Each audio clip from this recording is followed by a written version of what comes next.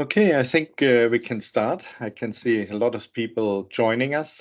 I think we have registrations from very different time zones. So good morning, good day, good afternoon, good night to everyone who's joining for this AGRICOH webinar. Some are joining us from outside this consortium. So just quickly, AGRICOH is a consortium of agricultural cohort studies, which has been established in 2010. So it has some kind of history already. And we are doing sometimes these webinars really to inform about topics that we think are of wider interest. So the work of AGRICOH is organized in different subgroups, and 4 are on outcomes we look at, namely cancer, respiratory disease, neurological disease, and reproductive. And we have one important subgroup also dealing with exposure assessment, which is a joint challenge for all the other subgroups and, of course, for the consortium as a whole. And I think also for other studies who were dealing with a risk related to pesticide use and know how difficult it is to assess exposure to pesticides in epidemiological studies. So we are very happy that today we have Hans Kromhout, who's the leader of the subgroup exposure in AGRICOH from the Institute for Risk Assessment Science of the University of Utrecht, the Netherlands, presenting us results from a new project of how the exposure assessment for pesticides in epidemiological studies can be improved. So again, welcome everyone, and I hand over to Hans for the presentation. But before, please, all participants, make sure that you are muted. And if you have questions during the presentation, please write them in the chat. And at the end, we will have some time to actually deal with the questions. But now, Hans, please, the floor is yours.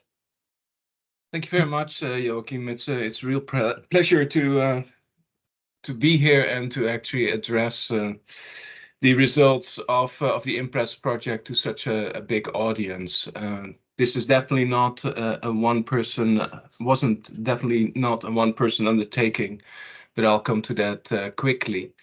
IMPRESS was a project that lasted quite long, and we have let's see, something is locked here. Okay. So, but before I start on IMPRESS, I will have to declare some conflicts of interest. I have a long history with pesticides, as you can see on this slide. I was born as the son of a Dutch flower grower, and I can recall a lot of pesticides that I have and my family have been exposed to in the past. So here are a few, and they're not the nicest, as you can see, but I'm still alive. So and therefore, you know, I have had a lifelong interest in these exposures. As you already made clear, Joachim, I'm a collaborator and a steering group member of AGRICOH. AGRICOH has originally been funded by NCI and IARC, and more recently got funding from ANSES, the France ANSES funding scheme, and the Dutch Cancer Fund, the Queen Wilhelmina Fund, as we call it in Dutch, the KWF.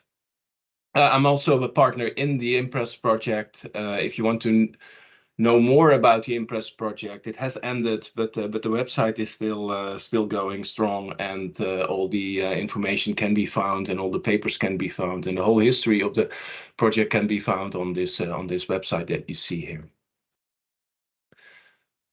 So the IMPRESS project, Improving Exposure Assessment Methodologies for Epidemiological Studies on Pesticides, started in 2017 and was supposed to last for 3 years. But of course, like all, we suffered some delays due to the pandemic, and officially the project ended last year in December 2022, if I remember well. The big aim of the project was to further the understanding of the performance of pesticide exposure assessment methods, and to provide insight in the ultimate question for how can we improve exposure assessments for pesticides in epidemiological studies. The project was carried out by 4 institutions: the Institute of Occupational Medicine in Edinburgh, the Health and Safety Executive Buxton, if I'm I guess it was Buxton.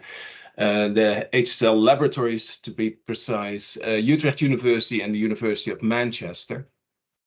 The project was funded by the CropLife Europe industry. We had an advisory board to actually act as a firewall between the sponsors and ourselves. And I would like to acknowledge the advisory board members, Aaron Blair, Len Levy, Mark Monforts, and Sylvia Fustinoni, who actually, kept us on track and were also very helpful in getting, a lot out of this project. I have to acknowledge also the 3 postdoctoral students, Samuel Fuhrimann, Will Mueller, and Johan Ohlander, who at that time, did most of the work, did most of the analysis and the write-up of all the papers that I will go through. And then we have a lot of other people that actually were very essential in this project, who were actually PIs, co-PIs. And of course, there was Karen Galea, who actually led the project and who take on all the administrative responsibilities and at the same time, guides us through this great project. Of course, and that of course is always the case. These projects cannot exist and cannot come to fruit without the participation and the collaboration of the people involved. And in this case, they were farmers in Malaysia, Uganda, and the United Kingdom who participated in all the studies. For the people who don't have a lot of time, just read this slide and go to your other work. I would say for the others, I would say stay with me. And I'll give you some more background to these take-home messages. But where it comes all down to is that, and that shouldn't be a surprise, that exposure assessment is a critical component of pesticide epidemiological studies. And of course, we didn't need this study for that. But again, I think in our study we prove that it's really essential and a critical component of all the things that we do in epi studies around pesticide exposures and their health effects.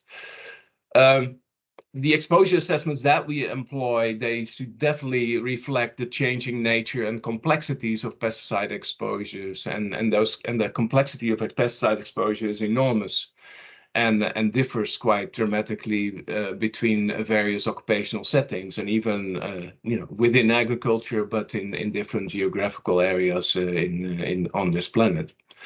And to properly assess the association between exposure and selected health effects, the choice of the methods is really important, and it should result in a clear exposure contrast in order to have an informative study within your study population. So before you actually start carrying out your study, you should definitely take a while to really consider which occupational exposure assessment method would fit your study the best. No exposure assessment, and that is a clear result, I think, from our study. No exposure assessment method is a priori superior to the others, but careful choices and exposure validation studies are a very important prerequisite for informative epi studies on health effects from these pesticides. So very quickly, those are the main take-home messages for the ones that cannot stay with us, but for the others, I will guide you through all the stuff that we did in the last 5-6 years. So the 4 research questions that we asked ourselves were the following. We started with trying to get an overview of which exposure assessment methods are actually used in pesticide occupational epi studies. And I will come to that shortly and show you the results of that. And then given, and we knew that a priori, of course, a lot of these studies determine are depending on self-reported exposure from either the study participants or other informants, and therefore we thought that it would be a really good idea to study the performance of recall recalling exposure to pesticides and recalling all other kinds of exposure determinants by the study populations that we study in these studies. After that, we also, and that was a main thing of this project, is we had a intense look at urinary biomarkers of exposure. Would that be improve the exposure assessment in those studies? And in order to do so, we looked at the relationship between the exposure modifying factors in our study populations and their association with urinary biomarkers of exposure to a certain amount of active ingredients that were present in our populations. And then at the very end, we actually looked at how different exposure assessment methods perform when you apply them against the same health outcomes, because we had several studies that we already performed with certain exposure assessment methods, like self-reported information on length of exposure, duration, things like the frequency of applications, etc., etc. We could actually compare that with the outcome when we used, for instance, the urinary biomarkers of exposure to those pesticides, and see whether that resulted in different associations, or stronger or weaker associations. We did the study by starting with a systematic literature review to get that information about which methods were actually used. We then did, based on the same data, partly on the same data, meta-analysis to see how the exposure assessment methods used actually resulted in different exposure estimates or in different risk estimates in the meta-analyses. And we used existing and new data from a couple of field studies that you see mentioned here, 5 in total, 3 from the UK, the Prospective Investigation of Pesticide Applicators Health Study, the Pesticides Users Health Study, an older study from the UK, and an even older study, the Study of Health in Agricultural Work study in the UK. And a study and 2 studies outside of Europe, one in Uganda, the pesticide use in tropical setting, the PestDrop study, and the Malaysia farm workers, which of course was in Malaysia. I'll skip the next slide, because that slide will basically show you in a schematic way what I just told you about. So let's go to some first results, and this is the breakdown of the type of exposure assessments methods that have been used in papers that were published between 1993 and 2017, a 25-year period, about 1,300 papers on pesticide exposure and health effects. And what we see immediately is that the majority of the exposure assessment methods are indirect ways of exposure assessment, either by self-reported exposures, use of job titles, etc., using job exposure matrices, crop exposure matrices, expert assessment, etc. And only a relatively small part of the studies used actual direct measures of exposure. And then what you see is that most of it is biomonitoring. There isn't that much actually measurement of external exposure going on in these studies. Now, when you break it down by type of epi study, you see some interesting results. You see, and are interesting, that they're not really groundbreaking, but what you see is basically what you, to a certain extent, expect. That in the cross-sectional studies and in the cohort prospective studies, you see that relatively more direct exposure assessment is being applied, but still it's relatively minor compared to the majority of the studies. You see that basically 25% of those studies actually use some direct measures of exposures, while in the retrospective cohort studies were actually very few, only a handful basically. And also in the case control studies, the retrospective studies types, you see that that measurements of exposures are basically not used or hardly used. Also, when you look at the different endpoints, you see also some striking differences, although they're not really big, but they are there. You see that, and that has a lot to do with the cross-sectional studies. I think when studies like on genetic biomarkers or test batteries or reproductive health, but then also based on test results and respiratory health effects, you see that relatively more direct exposure measurements are being used, and in the more chronic and more hard endpoint studies, what you see is basically only studies based performed with indirect exposure measures. So this gave a very good idea, but as I said, it really made recall an important issue. So how well can people actually report all these information that we use in order to come up with these indirect estimates of exposure? But that's for later. The majority of, and these were the conclusions of that study by Johan Ohlander, said the majority of the exposure assessment methods were indirect and mainly based on self-reported exposure. And during the last 25 years, and that was a bit of a shocking experience, I think, the ratio of indirect to direct exposure assessment methods hardly changed. It stayed constant, basically.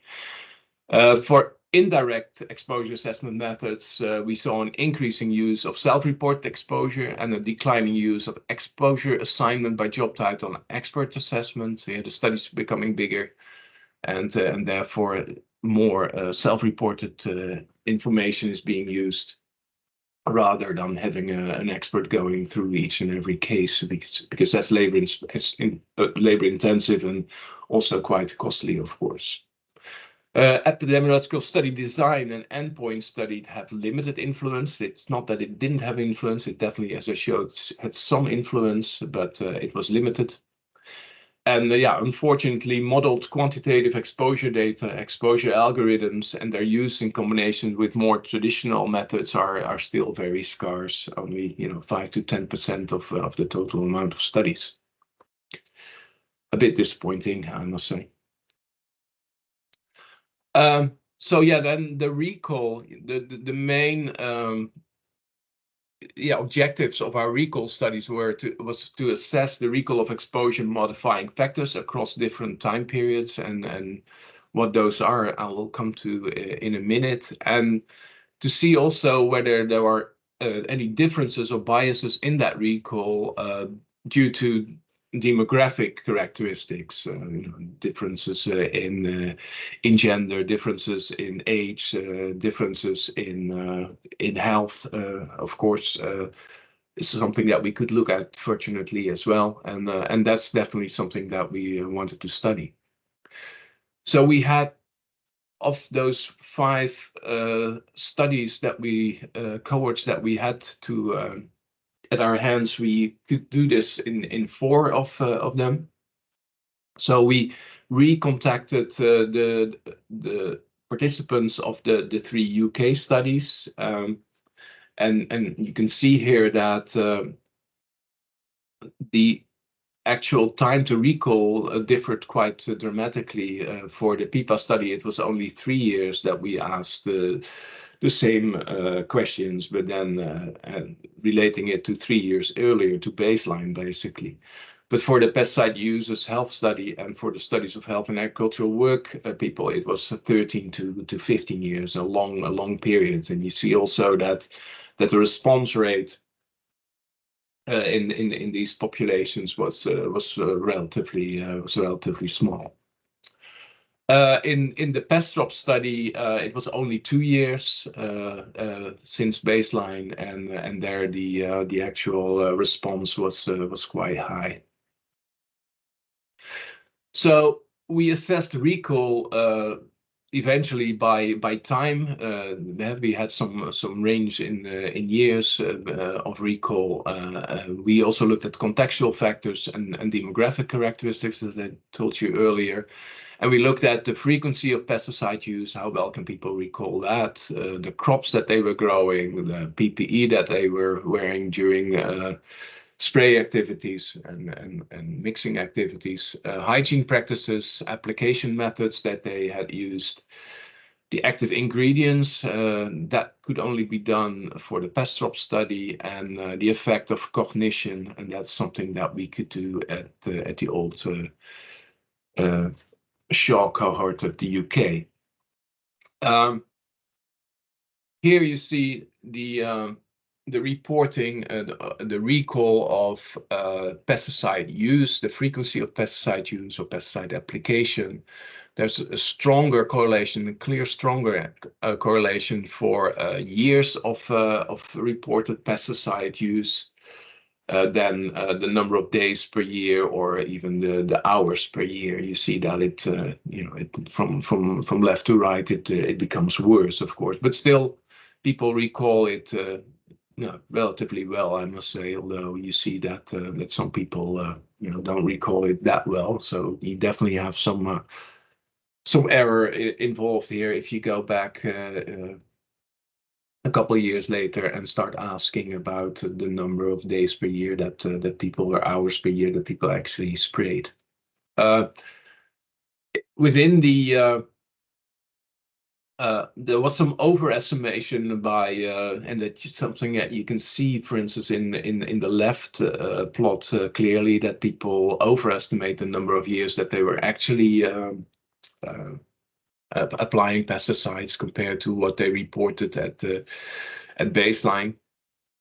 But luckily, we didn't see any differences by demographic characteristics, neither in the UK nor in Uganda. So reporting of frequency and days and hours isn't bad, but yeah, probably years is definitely, not probably, it's pretty clear that years are the most well recalled, the years of exposure. When it comes to crops, we saw enormous differences between the UK and in Uganda. In Uganda, we had a very poor remembrance of the actual top 3 crops that people were growing.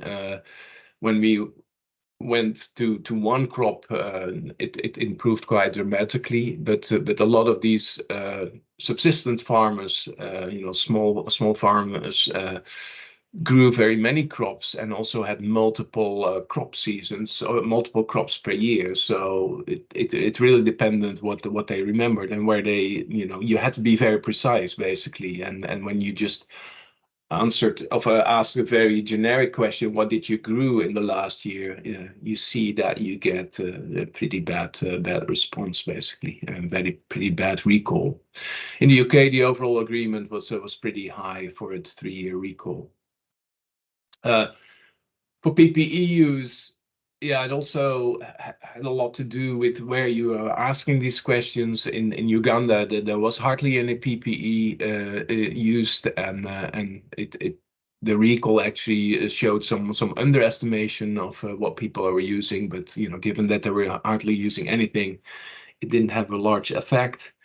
And in the UK, the overall agreement ranged from 60% to 90% for use of personal protective equipment.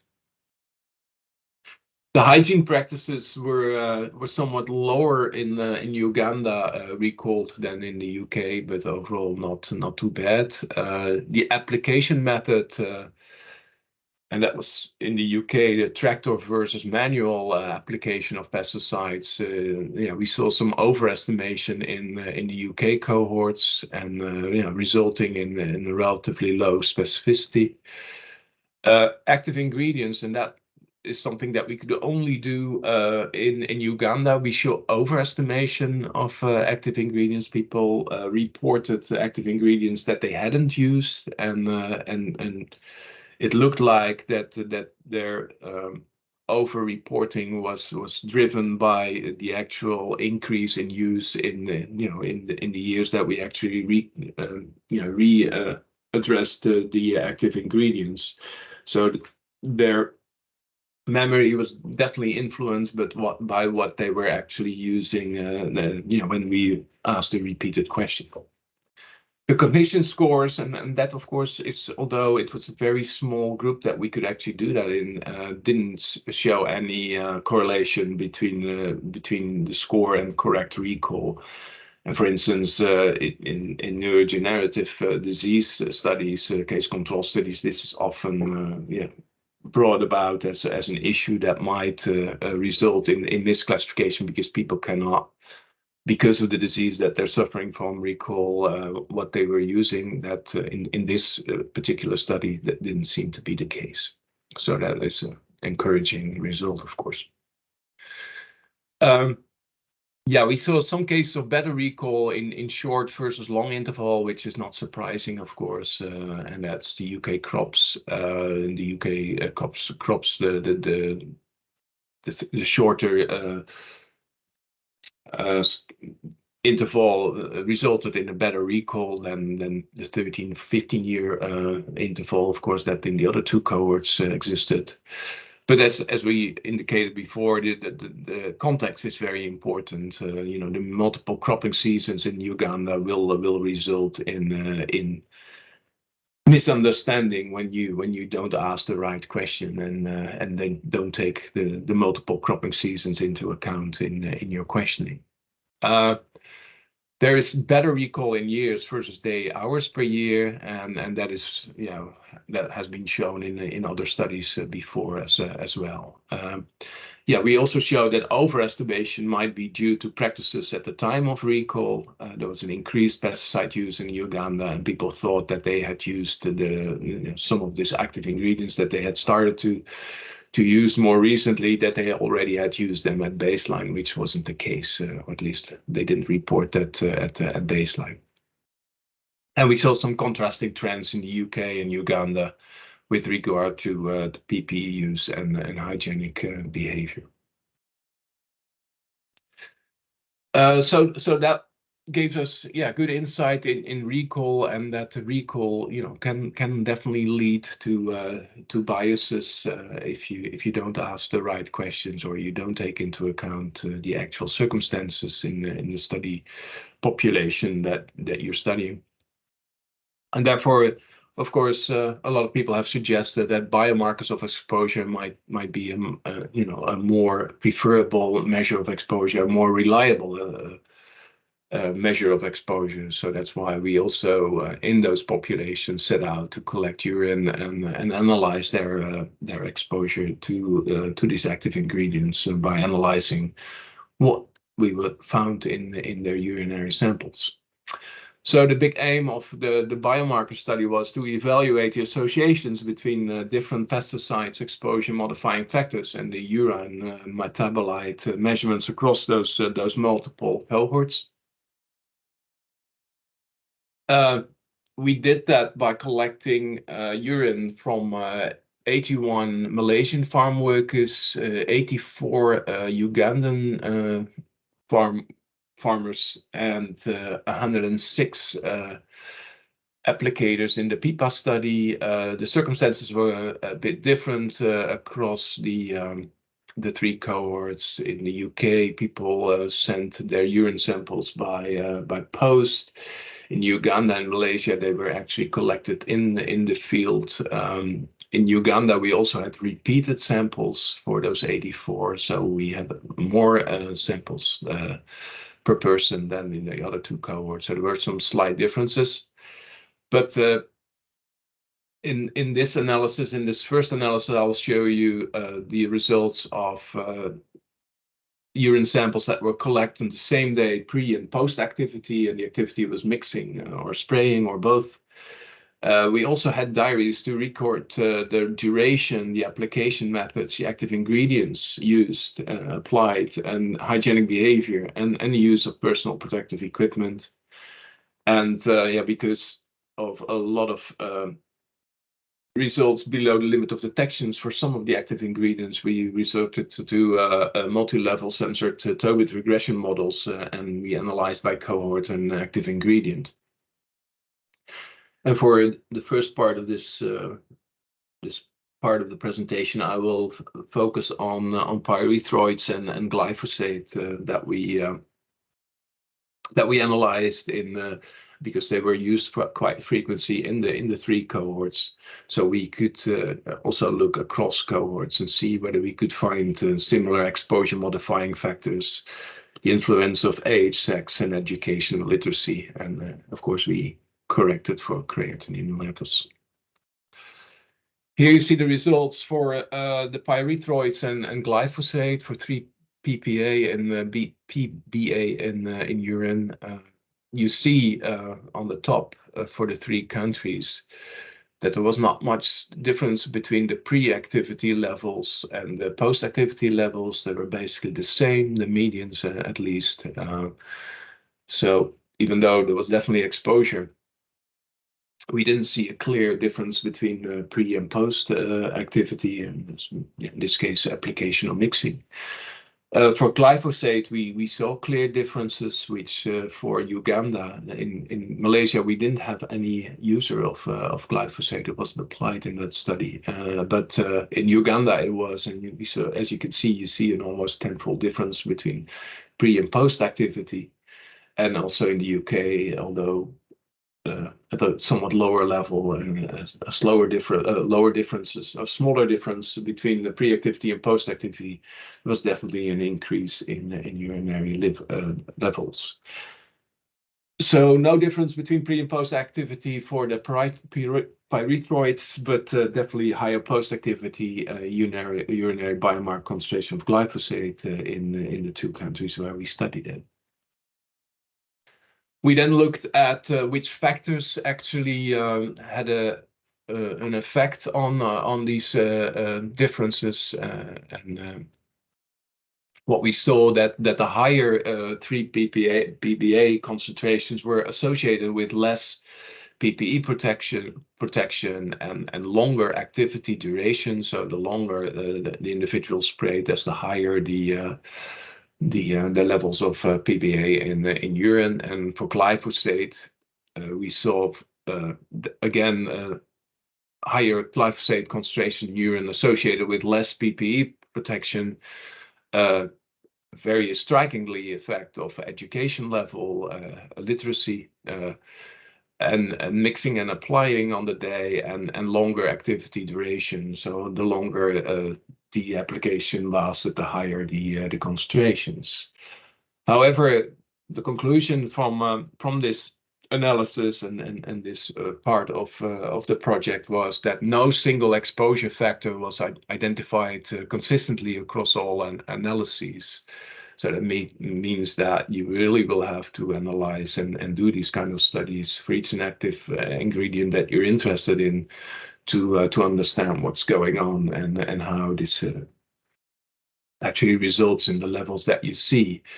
Biomarkers are definitely objective exposure indicators, but they are very complicated by the pathways that they operate under and the method and metabolism that they are undergoing. For instance, we also, and I'll show you that in a minute, we also analyzed MangoZap, and there we saw even the opposite, where the pre-activity concentrations were higher than the post, indicating either delayed uptake via dermal uptake, or other issues that would create something completely different than what we expected. So the next thing that we did with the biomarkers, and we did that with the data from Uganda, where we had, as I said, many more samples and repeated samples per individual, so we could break it down. And we also had analyzed samples on days that people didn't apply the active ingredient. So like here we had 384 urine samples, and in all these samples we measured ETU as a biomarker for MangoZap. And here you see the breakdown by the type of application that was done. So we had people who had never applied it at all, and so that was about a third of the samples. Then we had people who applied it the last year, but not the last week or on the day itself when the urine was collected. And we had people that were applying it on the day we collected the urine, applied it earlier that week, and applied it also over the year. So a big difference in the situations that we actually could measure, and that would give us probably a good idea of to see what the actual drivers of these exposure levels were. So here you see all the samples that we had. You see them regressed against the age of the people, and you see a clear downward effect. The higher the older the individual that was measured, the lower the ETU concentrations in their urine. You also see a huge spread of almost 4 orders of magnitude in the levels. So there's definitely variability, and for an exposure assessment, that of course is good news, because that might give you some leverage in determinants of exposure. You might be finding determinants that you can actually use in your algorithms or in your exposure matrix that you will develop for your epi study, to assign the exposure in your epi study. When you break the ETU levels down by pre and post workday, you see what I already alluded to, that the exposures are lower at the end of the day than at the beginning of the day before they have their activity, and this clearly indicates delayed uptake, dermal uptake, and probably a quite long half-life of this component in urine. The other issue might be that there might be other ways that people are getting exposed, either via food intake, because it's a fungicide that's also used on crops, and especially in Uganda, a lot of these people consume their own crops, or it could be that given the high levels of this fungicide in the crops, that they might also be exposed during a re-entry task. If you break them down by exposure group, though, you see that there is definitely an effect of application. We see that the people that were exposed to mangosap by applying it on the exposure day and in the week before had by far the highest concentration in their urine. So there's definitely an effect of frequency of application, and that's what you see here. The unexposed also still had levels of mangosap or ETU in their urine, so there must definitely be also a nutritional input of this pesticide in this population. In a multivariable analysis, in a mixed model, we saw the following. We saw that there was about 26 lower level of ETU in the urine at the end of the shift. We showed that the high users, the people who used it more than 12 times, had 3 times higher than urine levels than no users, and the low users, who 1 to 12 times, had 2 times higher than the no users. And as I said, showed earlier, the older people had somewhat higher level of somewhat lower levels than the young, and males also had lower levels than female applicators. And one of the most striking effects was being illiterate versus literate. The literate people had 2 times lower levels of exposure than the illiterate people. At the same time, we could also look at a lot of other things like PPE, acreage, numbers of the years, the experience of the applicator. we could also look at, no, basically we couldn't look at the type of applicator because all of these individuals applied the pesticides using knapsack sprayers. But all these variables had no effect on the biomonitoring levels that we measured. So we actually in the EPI study, and I'll come back to that later, we used we had quite a few variables that we could play around with, and these were the ETU predictions that we came up with, and you see quite a range in those predictions, based on basically, what is it, 4 variables. The intensity of the application, being male or female, being young or old, or being literate or illiterate, and with those 4 variables, we created this matrix. We did exactly the same with glyphosate. Again, we had the 384 samples, but now you see that only 16% of the samples were taken from individuals that didn't apply glyphosate at all, not on the day itself, not in the last week, and also not in the last year. And you see, that we had quite a few people that actually recently used it, about less than 20% that were actually measured on the day that they applied glyphosate. Here we didn't see an effect of age. Age appeared to be hardly influential or not, basically. And again, we see even more here, 6 orders of magnitude in levels of urinary concentration of glyphosate, which is quite dramatic. Here we saw the increase. At the end of the day, the levels were higher, about 2-fold higher than at the beginning of the day. The difference was actually only larger. It was also seen among the people who were not using glyphosate, and there we saw still an increase over the day, which was very interesting. Also, again, and even stronger, I think, than for ETU, we saw a clear effect of intensity of and frequency of exposure, or basically frequency, not intensity, more frequency. You see a clear downward trend for people who had applied it on the day itself, and previously in the week had the highest levels. When we modeled the glyphosate levels in urine, we had a simpler model. We ended up with a simpler model. We saw, though, that the difference between the high and the no users was much bigger, 7 times higher than a no user.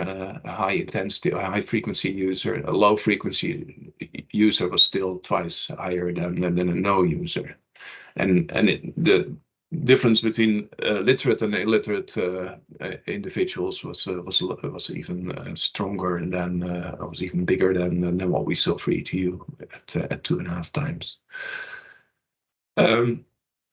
Again, no effect of age, no effect of sex, no effect of PPE, acreage, and years, and the knapsack speaks for itself, of course, because there was no difference in that. And for the glyphosate analysis, we used a much simpler model with only basically 2 determinants: frequency of exposure and whether people were literate or illiterate. So as I said, and this was the last part of the whole project, we tried to see what the effect of all these different exposure assessment methods that are being used in these kind of studies, what the effect of them is on the performance of the study, on the strength of the association. So using the database that we already created with the 2000 studies, we selected the studies that were done on prostate cancer and non-Hodgkin's lymphoma and Parkinson's disease, and then did meta-analysis to see, by breaking them down by exposure assessment method, type of study, years that they were done, or geographical area where the studies were performed, to see whether we could then see any difference. And to our surprise, we didn't see any statistically significant differences in summary risk estimates for applied exposure assessment methods. We had expected something different, but it was clear that whatever the method used, that we didn't see, it didn't result in different estimates of summary relative risks. The heterogeneity in risk estimates was, however, quite high in cancer studies, and it was low in moderate to low in Parkinson's disease studies. And for cancer studies, we noticed that the study design, the EPI study design, appeared to be the most significant source of heterogeneity, with significantly higher summary risk estimates in case control studies compared to the prospective cohort studies. And further analysis by publication year showed also higher risk estimates in later NHL publications. The analysis by geographic location showed significantly different estimates for prostate cancer for North American compared to European studies, which might indicate different exposures, of course, given that not all active ingredients were allowed or are still allowed in these different geographical areas. So the conclusion of this meta-analyses were that overall study design, publication year, and geographic region where the study was conducted showed much larger effects on estimated summary relative risk than the exposure assessment method as such. And we concluded then, when you perform systematic reviews like these and meta-analyses, then you should definitely take the EPI design, the publication year, and the region into account, and should be primarily be considered. Exposure assessment seems to be of less importance, but of course we shouldn't forget that they are closely linked to study design. So what we're seeing for study design might be to a certain extent related to the actual exposure assessment method. For instance, like if you start looking within case control studies, you might see differences due to exposure assessment method, where some of the recall might lead to overestimated exposure or differential exposure misclassification. So we also looked at some of the studies that we already had published previously, and then looked at the effect of recall. So this is a study of Samuel Fuhrimann that actually has very recently been accepted. He published a paper on neurobehavioral outcomes in PestStrop, looking at a lot of different active ingredients, self-reported information. But for this reanalysis, we used the exposure to glyphosate and mangosap, because there we had also the biomarkers now, of course. So the modeled biomarkers were added to do this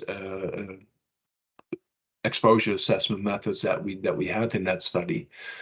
But since for the neurobehavioral outcomes, we're looking at things that were also assessed earlier at baseline, we couldn't apply those, or we didn't apply these biomarker concentrations, because that would be pushing it a little bit too far. But we could, of course, analyze all the scores that we used, or the exposure measures that we used based on reported information, because we now also had the recalled application study status and the recalled frequency of exposures, etc. So we used the recalled information collected in 2019 to come up with 2 additional exposure measures. So recalled application studies and the recalled exposure intensity score based on what people reported 2 years later. So here you see the effects for 3 neurobehavioral tests that we applied in that study. You see that in the when you start using the recalled, and that's the number 2, the recalled applicator status, you see that that the risk estimate is biased towards null, or at least it doesn't improve at all, and the same for the same effect you see for the exposure intensity score, recalled score, also that it's closer to the null. When you use in this study the number of days per year that people actually apply pesticides, in this case glyphosate, you see a strong correlation with the health outcome.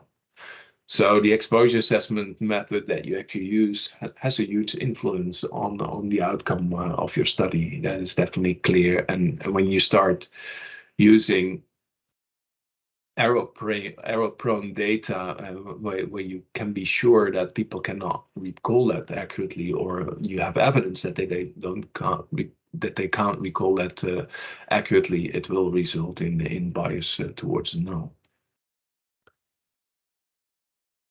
For MangoZap, whatever you do, we didn't see any association with neurobehavioral outcomes. So the conclusions of this study was that self-reported glyphosate application days per year showed a very strong association with some of the neurobehavioral outcomes, and they were somewhat further improved by the exposure intensity scores. The exposure measures of glyphosate based on recalled information performed much less and showed bias toward the null, and no effect was seen with exposure to MangoZap, regardless of which exposure assessment method was used. We also had done or redone when we collected the urinary samples. We also did a small study with a student from Utrecht University on sleep problems in these populations. So we studied 253 smallholder farmers studied in Uganda in 2017, and part of them we had the biomarker information, and so we used our model to actually come up with estimated exposure-based urinary biomarkers for glyphosate and MangoZap. And for glyphosate, we estimated the post-workday urinary glyphosate levels, and for MangoZap, we used the pre-workday urinary ETU levels, and we compared that to what we used previously, the more self-reported based information. So we had in total 6 different exposure measures for both MangoZap and glyphosate, and in addition, we also had reported information by the farmers on any pesticide that they used in the last week, and that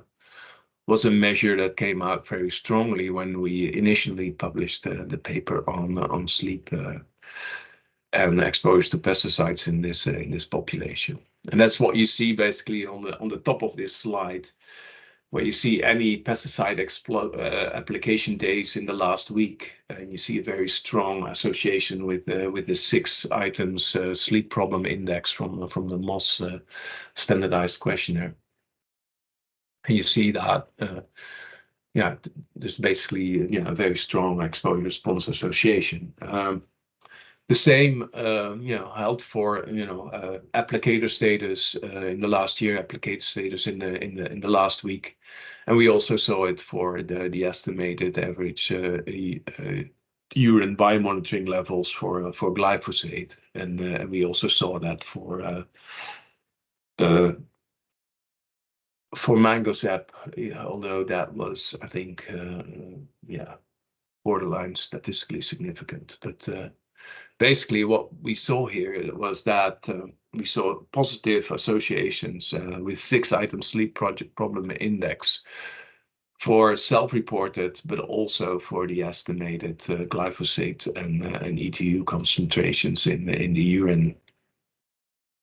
We didn't see other glyphosate and mango sap exposure measures being related to these 6-item sleep problem index based on pure self-reports. So some of the self-report information worked very well, others didn't.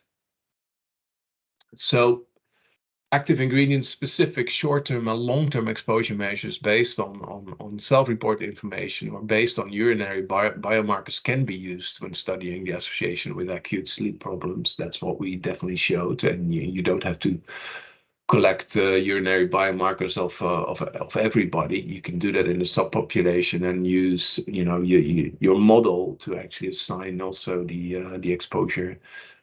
Active ingredient specific exposure to the others in your population. But as we indicated before, the performance of the exposure measures will be largely depending on contrast in exposure in the study population.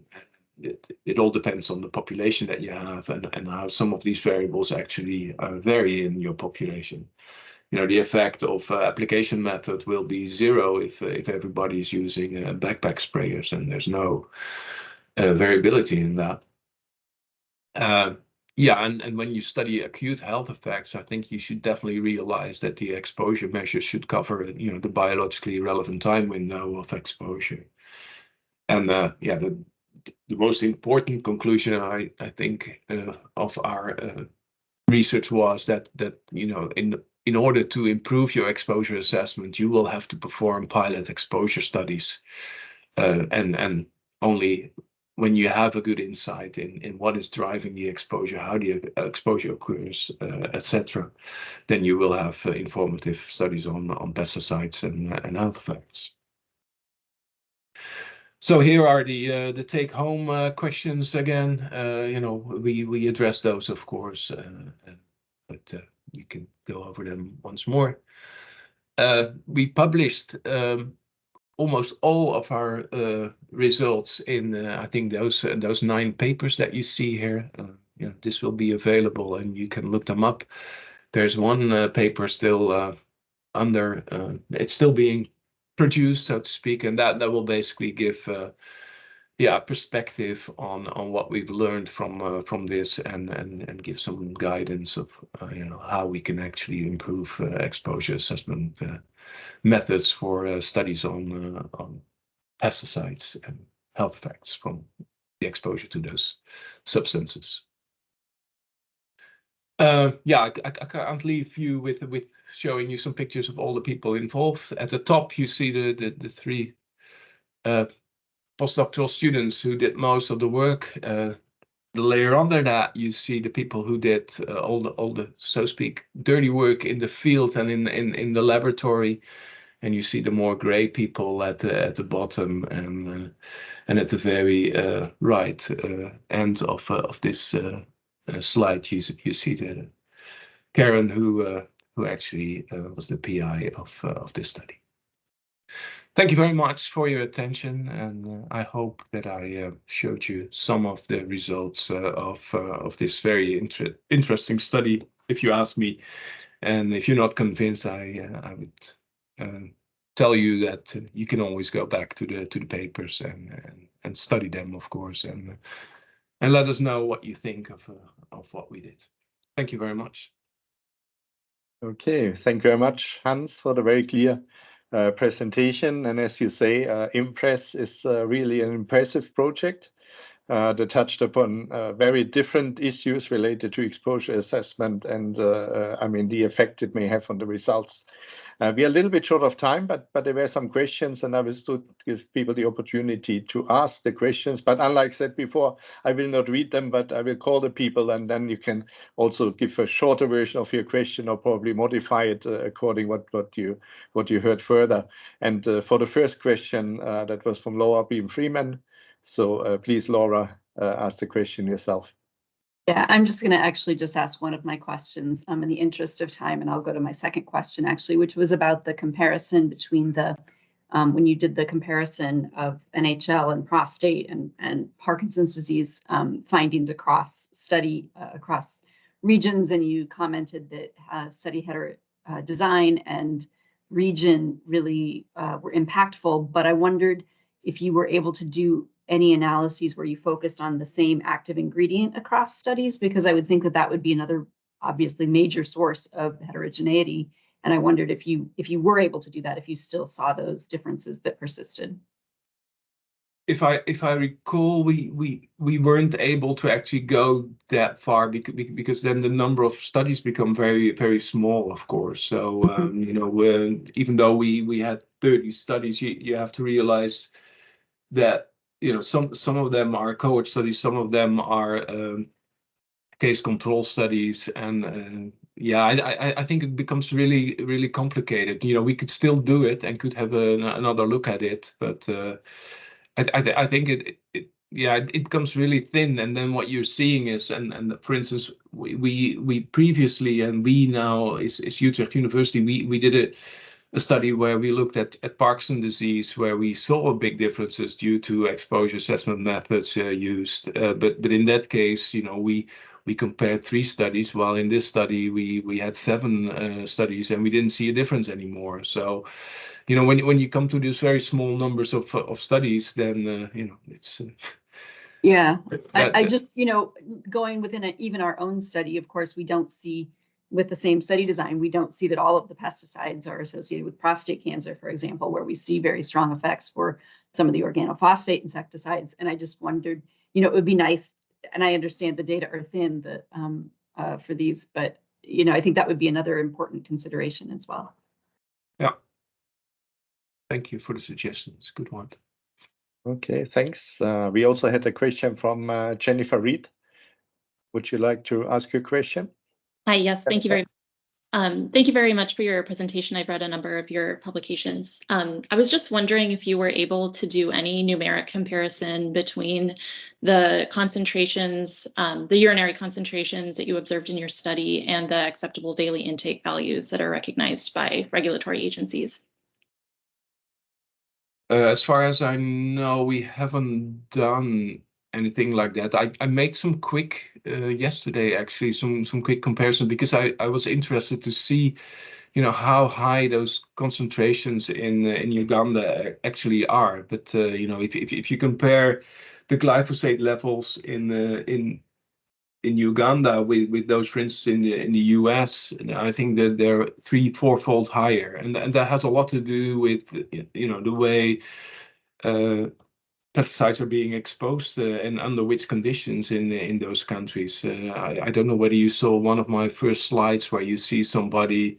He wasn't applying glyphosate, but he was, you know, applying pesticides with a leaking backpack and spraying himself, basically, wearing hardly any protective clothing. And so yeah, there are huge differences, and I think we should take those differences into account. And of course, you know, creating and pulling data from different countries and from different parts of the world will be a real challenge. And we're seeing those challenges already within AGRICOH, when we start pulling data from different countries in the northern hemisphere. But I think it would be very useful also to start pulling data from other parts of the world, because it will increase the contrast. You know, there are a lot of other issues there, and methodological issues involved as well, of course. But I think a lot of our studies, especially in our parts of the world, they lack contrast in exposure to a certain extent, and therefore we might find less than we would find if we would you know, create more contrast in our study populations. Great, thank you very much. Okay, thanks. And Isabel Baldi, you're muted. Isabel, you're muted. You have to unmute yourself.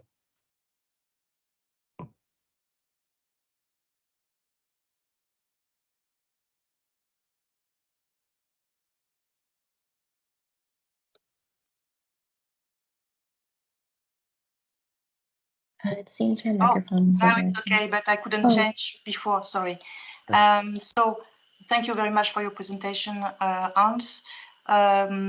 Because of the heterogeneity of the social-cultural factors you have between Uganda and UK, how can you disentangle the effect of the literacy and of the treatment practices and conditions that are so different? Because you saw an effect of literacy on the biomarkers levels. So how can you disentangle this from other factors that are so different between the two types of countries? Yeah, that's the reason why we decided not to put that data together and write two separate papers. One focusing on the situation in Uganda but also I can't recall from the top of my head, but I think we saw also differences in the UK, although definitely not as dramatic as we saw in Uganda. I think literacy is a real issue. You have to realize that also, a lot of people see pesticides in developing countries as drugs, and as real plant protection